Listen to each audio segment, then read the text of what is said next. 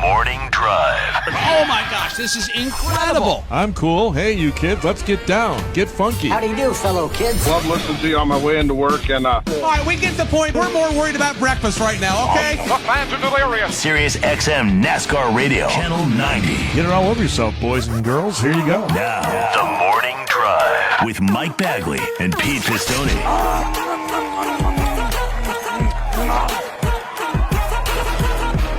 Sirius XM NASCAR Radio, Channel 90, live and on the air for this Friday morning, January 6th, 2023. Mike Bagley here in Delmarva Studio 1D. We've got Pistol Pete Pistone in the Paisan Palace in Chicago. Sammy and Melvin are in Studio 134, the Beltway Bureau in our nation's capital. We welcome each and every one of you to this Friday morning. Happy end of the work week to you, Triple P. Well, good morning, Bagman. Good morning, everybody. Happy Friday to one and all. The first week of 2023 will be in the rearview mirror here when we say goodbye a little later this morning. So there you go. We made it through the 4 days, the grueling 4-day gauntlet that we had since we came back from holiday, pal. It's been a little rough sledding over here dealing with this gobbledygook that I'm dealing with. But I'll tell you what, I feel good today. Yesterday, holy Moses, I got off the air. I went back to bed, never got up to about like 2 or 3 o'clock in the afternoon. Got myself squared away. And then, you know, when you're under the weather, how you have that floaty, tingly kind of like fatigued feel. Well, we shut her down early last night, got up this morning, feel a whole lot better. So it looks That's like good. The medicine is kicking in, and good. Get this out of the way. Get this behind us because got some busy times ahead, my friend. That's good. Well, I'm glad you feel better. You sound better. That's good news. Yesterday, we got done here, and I had some things to do. One of the things I had to do was Michelle had ordered some things from Amazon for the holidays that, let's just say, it didn't work out. So they had to be returned, okay? And Right. you've returned stuff. It's actually pretty easy. You just take it to UPS, they scan it, and like the minute they scan it, you get a text saying it's been received and all. Well, there was one item, unfortunately. We bought my mom, you know those things like you put your iPad on and you put it on your lap and it sort of says, Patsy spends a lot of time on the iPad these days watching her Netflixes, as she said. So we thought, hey, let's buy her one of those so that way it's a little easier for her to watch her stories, her programs, right? Well, she got 3 of them for Christmas. Bad communication with the family unit. Yeah, 2 of my sisters thought the same thing. So Michelle had something else for her, so we gave her something else. So I had to bring that back. That was not boxed up. There wasn't a box that came in. So the woman was very nice. She's like, well, let me look. I can give you a box if I have one, but I don't. So the best I can do is I can sell you a box for $12. I said, you know what? I'm going to just take that home, and we'll find a box somewhere around the house, and I'll just bring it back another time. I'm not going to spend $12 to put something in a box to return it that I think costs $19. Just you know what I mean? ask her to look at the trash and be like, can you just get one from, like, the back out there for me? Well, we did. It was kind of snowing, raining. It wasn't like a big shoveling event, but the back was wet, and she was very pleasant about it. But anyway, so I got a little derailed on that little out. I hate when you have a list. You're like me. You make the list, and you feel like so accomplished when you cross something off that list. I hate when one item has to have 2 things attached to it to get it done. So now, return to UPS, Amazon, I got to do it again. Here I thought I had it done. Now I got to do it again. Now, are you the paperless guy, the paper list, or the paperless guy? Do you have? Because I use my note function in my phone, and you can put little bullet points, and when you hit the thing on the phone, you get that little dot, and then it goes to the bottom, complete. Same. I was both on that one. 'Cause I'm still both. We talked about this before. I'm still digital paper guy on a lot of stuff. On that particular one, I've gone all digital. So it's very, I got that done. But now on that one, I had to cut and paste and put it on another day because I got to go back and do it again. So I didn't get that done. So, but that was only a little wrinkle of my day yesterday. We came home and then I said we were going to de-Christmas the house, and we got everything. Here's how I noticed about this. When you put it up, there's that feeling of jubilation, right? Oh, this is the holiday time, and there's so much fun, and you got the music playing and all that. When you take it down, it's a bit of a laborious process, isn't it? It is, and it's one that, well, of course, I've not felt the best this week, but I am in no rush to go pull that Christmas tree box back out and box it up. I have to do it. It needs to be done this weekend. Actually, what was it? It has to be done by tonight. doesn't it? Or Yeah, last night? well, I think you said it was last night before you got to today, which is Three Kings Day, but it had to be done by last night. So I didn't make it either because we got everything down. Ornaments are off the tree. The only thing that is not done is the tree itself. I got to dismantle that and put it back in the box when we get done with our shows this afternoon. But other than that, we're done. But I just noticed last night it was a lot more felt more like work than it did when we were putting it up and we were drinking hot cocoa and music was playing and we were getting ready for the holidays. What's going on, Sammy? It just makes me sad. It just makes me sad. What? Taking down Christmas stuff. It does. Like, I can't. I don't know. I love that time of the year. We had the nice thing about us is that we took all of our stuff down too when we got back on like the 28th, I think is when we did it. But like we live in such a small apartment that we don't have that much stuff, so it only takes us like 45 minutes to take all of our stuff down. So it was very nice. So it got quickly out. But like I'm telling you, man, this is like the time of it's like there's stuff to look forward to. Don't get me wrong, but it's like. What am I looking forward to at this point? It's different. I agree. Mike said the dog days of winter. I get your point. It is. This is a sort of a vacuum right now. We don't have a ton on the calendar and all. The other thing I'll notice whenever I put all our stuff away, the house seems infinitely larger now. Seems like all of a sudden I got a lot more square footage here around the old Paisan Palace. You know, it's like, bought wow. a fake plant to hide up something. I bought one of those. Went to Home Goods and found some fake that fake tall grass and like a white pot and stuff, and just set that down. We're nice and classy. We got 2 fake plants in the apartment now. Wow, look at you. Yes. Listen, I'm gonna tell you something. Home Goods. I love Home Goods. Man, I can do some damage in Home Goods. I got a couple gift cards for Home Goods over the holidays. Thank you. Do you have the Home Goods TJ Maxx combo platter stores out where you guys are? Home Goods, Marshalls. Marshalls. Okay. I went to get something the week or so before Christmas. After I'd gotten off the air and I had to go in there for something. You know what? I was trying to find a tablecloth or something Christmas related. Go in there. You were trying to find an oblong tablecloth, weren't you? Is that what it Yeah. was? Oh, that's right. That's right. I remember. Went in there and I went to like check out, and I'm like, well, surely that's not the checkout line. Yeah, it is. And it was like 60 people in line. Had 20 cash registers, one of those big combos right in the middle. So we're getting it from both sides, the Home Goods side, the Marshall side. We're down into one chute, and then there were 60 people in line. I'm like, you know what? I think I'm good. I think I'm just going to pass on this right here. Yeah. So that thing is always busy, man. Always full. Well, Mia's 6 weeks at Michael's over the holiday break. She worked the 2 days after Christmas as her final 2 days, the Monday and Tuesday after Christmas. To your point, she said it was just one long, constant line for 8 hours both days of people returning and such. And they did a smart thing. I don't know if they do this at other stores. There's like one line now. It's interesting. We got a note about this yesterday. Portillo's now, when you go through the drive-through at Portillo's, cashless only. So no more will you see my man out there in the line with that little change maker on his belt, you know? Yeah. Click. Yeah. Those days are gone, so it's cashless only. And, of course, I saw some people in the news last night. This is an outrage. Cash is king. Who's got cash? Who uses cash anymore? Sorry. Well, so I used to be the cash only guy, and then I would always resist the swipe.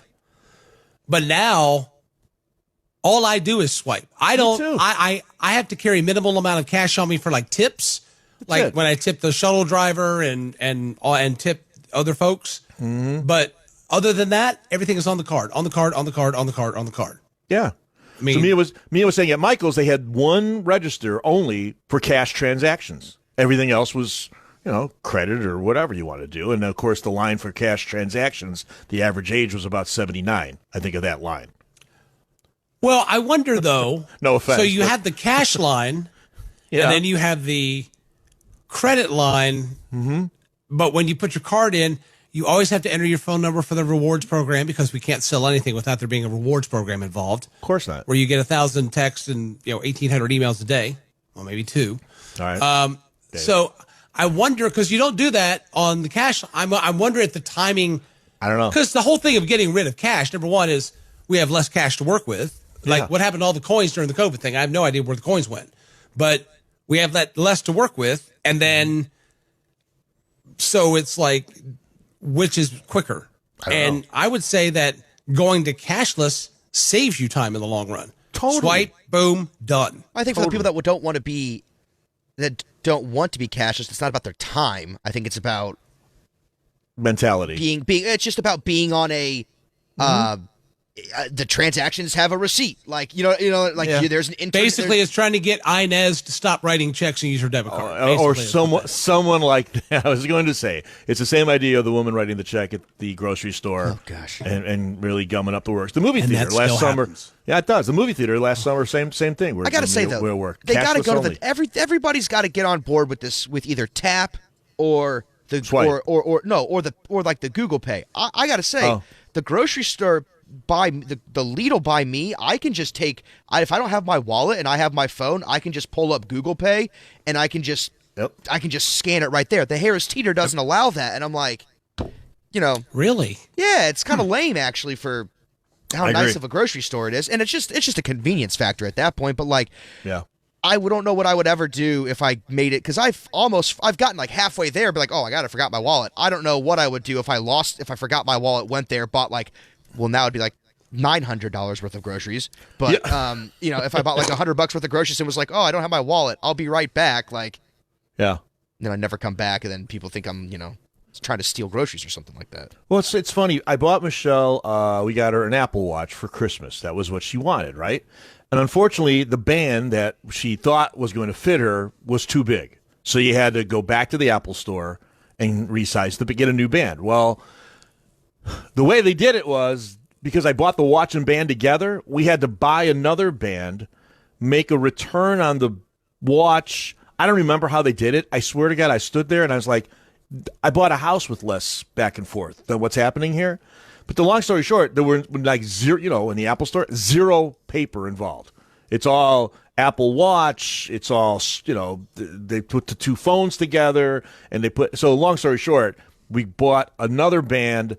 They somehow credited the band when it showed up, and it wiped out the other $50 on the credit card, and bottom line, it got done. But man, I'm sitting there going, I'm glad you know what you're doing, because I don't. She goes, don't worry. She's a genius. She goes, actually, the woman goes, you're going to come out ahead on the deal. I go, how's that? Because in the exchange, you're going to make 4 cents. Oh, geez. If I'd have known that, I would have brought back 10 bands. For 40 cents. For 40 cents. Congratulations. Well, Petey, they say you take care of your pennies, the dollars will take care of themselves. Well, that's what I'm saying. But that Apple store, man alive, you talk about it again, was not the day after Christmas, 2 days after Christmas. Holy cow. That place was full of people doing kind of what we were doing. So I would think by now things maybe settled down. I don't know. We're done. I have no more retail experiences in terms of Christmas gifts to return or anything like that. We're finished. The only thing I have to do is, and I mentioned this yesterday, tomorrow we're going to make a run up to the Mars Cheese Castle there in Kenosha with my sister and her husband and my nephew Andrew, who's turning 21. He wants to have a spotted cow up at the Mars Cheese Castle to celebrate his 21st birthday. Okay. But I want to get the kids something. We stop giving presents to the kids when they get to be out of high school. You know what I mean? Like, we used to, there'd be like a $40 kind of a threshold for gifts for the cousins and stuff. When they got 18, we were like, okay, that's enough. But I want to get, when you're 21, I think it's a bigger deal. What do you get them? A gift card, I guess? I mean, you're 21. What the hell else do you want, right? Get him like a really, not a nice, I would say get him like a half gallon of like a nicer alcohol is what I would say. A half gallon? Yeah. Half gallon. Take it easy there, Foster It's his 21st birthday. You can get like a half gallon. You can get like a half gallon, like Woodford or like Espolón tequila, like something, something a little bit. It's like 60 bucks, 70 bucks. Yeah, I don't know. I would get him a gift card to Top Golf and call it a day. See, and here's the thing. I don't know Sammy, because he's away at Eastern Illinois. I don't follow his every move. It doesn't strike me as a guy that's a big drinker because he's an athlete. Okay. I don't know. That does make sense. Like, if he's not a booze guy, then no. But like, I guess my point was, I was so used to drinking like, when I was. I was, the cheap You were telling stuff. On yourself, basically. Yeah, basically, all right, the black, like the plastic bottles and stuff like that. And then that's not what you're supposed to have. Then my dad gave me, when I turned 21, he gave me a nice bottle of something, and he was like, "Now don't, this isn't for like oh, this isn't like a one-night thing. This is like over a handful of nights because it's nicer stuff. I was kind of appreciated that a little bit more. I get that. He's there on a baseball scholarship, so I'd hate to be the guy that derails that, give him a half a gallon of That's true. of bourbon. Well, I think it's very telling that Sammy's dad had to remind him this is not a one-night consumption situation here. You pull this out over time. Well, not because of like the amount, but because of the quality of it. That was the Sipping. It's for sipping, not for gulping. Exactly. What about like you should? Does he? So he's a baseball guy, right? He's a baseball guy. Bubble gum, like Big League Chew. That was like big back in the day, man. Yeah, Like maybe I give him a gift card to Chipotle and some bubble gum. I don't know. I don't want to oversweat it. Chipotle and bubble gum. There you go. I think a gift card is safe. I think so too. It's Something more more of just a heartfelt. commemorative, like I said, the other nephew turned 22 yesterday, Sammy, so he's, whatever. I actually gave him a Chipotle gift card too. I'm the gift card king over here. I'm handing them out like crazy, and not much came in this year. The gift card pile is very low this year. I'm not a big Chipotle guy. No, I know you're not. Yeah, but the kids are. They are because there's so good. Also, Sam's out at Arizona State. There's one right there near campus, and I think the same down in lovely Charleston, Illinois, where Eastern Illinois is. Tony Romo's alma mater, by the way. Oh, that's good to know. Just FYI. Are they the Leathernecks? No, that's Western. Western. Illinois. Okay. Yeah, I don't know what. I think they might be a Panther. I think they are a Panther. Yes. Yeah, the Western Illinois are the Leathernecks. And then Southern Illinois, Bagman, are the Salukis. The Salukis. Yeah. What's a Saluki? It's a dog, isn't it? I think, Yeah. Sam. Some sort of a canine down there. We were the Huskies at Northern Illinois, and unfortunately, that's my pant size now. But yeah, we were the Northern Illinois Huskies. A Saluki Holiday's is a not been too kind to you? It's been way kind to me. That's the problem. It's a Saluki is a Persian greyhound. The origin, it literally says in Wikipedia, their origin, like where they come from, the Fertile Crescent. We're talking like Mesopotamia, back like way, way, way long ago. Mm-hmm. Didn't you take me for breakfast to the Fertile Crescent, Bagman, one time when we were traveling? No, the Golden Crescent. Golden Crescent. Okay, Yeah. Delicious. Oh, man. Well, let's not get our crescents twisted up here. The croissants they had there. Mesopotamia? What was that? Mesopotamia? Mesopotamia. So like it was Mesopotamia. like Mesopotamia was in like it was like the where like the Nile River was, like that's like the cradle of civilization basically, and the Fertile Crescent was there. Yeah, and so the ancient Mesopotamians were the first people to like flood their crops to actually grow their crops. They created like an irrigation system essentially. That's like what they're known for. That's the Southern Illinois Salukis. Now, the Charleston, Illinois area where Andrew is for the Eastern Illinois Panthers, one of the first things he sent me a picture of when he got down there was Charleston Speedway. 10 minutes from campus, little dirt track there. He goes, look at this. They got a racetrack here. Attaboy. Get out there. Take the boys out there on a Saturday night. Enjoy yourself. Before we get into a whole thing here, Mesopotamia is actually between the Tigris and the Euphrates. I apologize. It's in Western Asia, not in Egypt. I just wanted, someone's going to say something wrong about that. I apologize. I got a feeling that one might go over a lot of folks' heads. You might have been all right on that one. Yeah, I know, but we strive for accuracy here on Well, we do. here on TMD. We do, but I mean, this is the only show on this channel that's going to bring up the Salukis and Mesopotamia. I guarantee you that. I would not. Yes, you're probably right on that. I would. Yes, I'm all in on that. Coming up, bottom of the hour. Headline check number 1. We're going to play Pistol Pete's Magic 8-Ball at the bottom of the hour. Got some interesting exercises there. You, of course, can join in. Coming up later this morning at 10:30 a.m. Eastern, Brandon Jones over at Junior Motorsports now, driving the number 9 car that Noah Gregson vacated when he made the move to Petty GMS. We'll talk with Brandon this morning to shut the show down. We got the calendar for you and the drum at around 8:50, and we're with you until 11 a.m. Eastern time. We'll take your telephone calls at 866-PIT-LANE and your tweets at SiriusXM NASCAR, hashtag TMD NASCAR.